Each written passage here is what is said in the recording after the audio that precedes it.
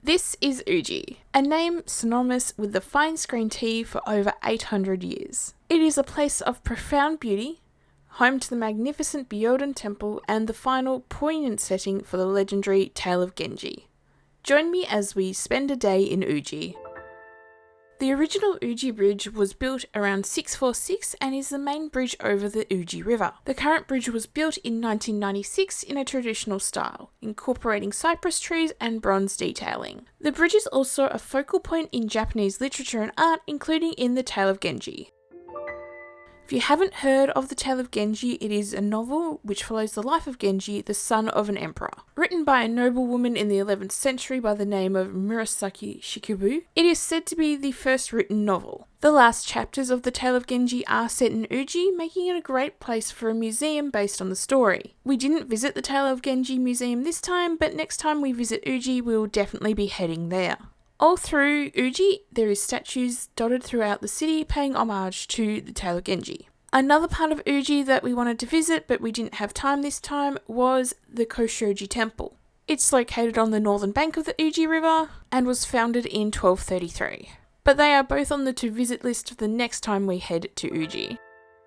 We checked out Keihan's Uji station, which is definitely worth stopping by for its architecture alone. Built in 1996, it is designed in the brutalist style by Hiroyuki Wakabashi. It makes use of concrete as its building material, and there is a beautiful stained glass window in there as well.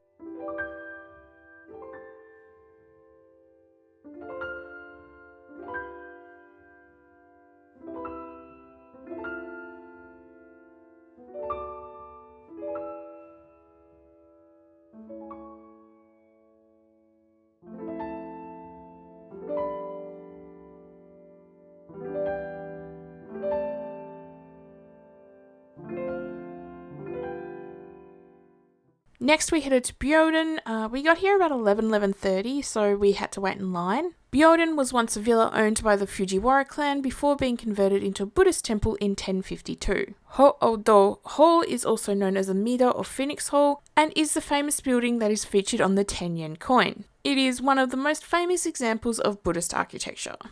There is also a museum on site. The Hoshikan Museum exhibits the original temple, bell and phoenix roof ornaments and other significant objects that are no longer in the Phoenix Hall. Byodo-in was great to visit, but it is very much a place you only need to visit once. The tourist path that you follow is quite linear, and you essentially feel like you're on a tourist conveyor belt whilst visiting. You don't really have an opportunity to backtrack if you wanted to, which is frustrating, but I get it. They have thousands of visitors every day. They want you in and out as efficiently as possible.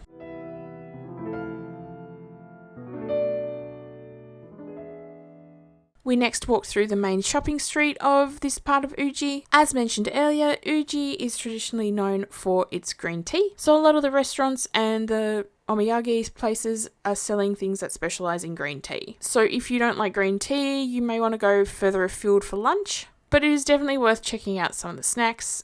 We got these lovely wagashi sticks, and they were gorgeous as well as delicious. The Nintendo Museum was our final stop for our day in Uji, and I was excited for this. We do have a standalone video about the Nintendo Museum, which I'll link to in the description box below. There's 2 levels to the museum, one focused on the history of Nintendo, which displays the innovations of each console as well as prototypes, and the second floor, which is actually the ground floor, which is dedicated to experiences and gameplay. You can't film on the history floor, but it is definitely worth taking the time going through each display and learning about how Nintendo developed each console and what games were most popular on that console.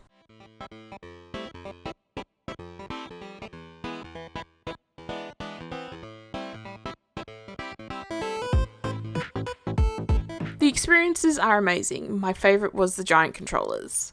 You play with a second person, and Ben and I absolutely wiped the floor in Mario Kart. Whilst we're in line waiting, we watched a dad and their son smash through Super Mario. So you will definitely be entertained, either by people's skill or lack thereof, whilst you're waiting for your turn. The Nintendo Museum is entry by lottery. We initially missed out when we first applied, but we kept checking the site to see if there was any openings, and I highly recommend you do the same.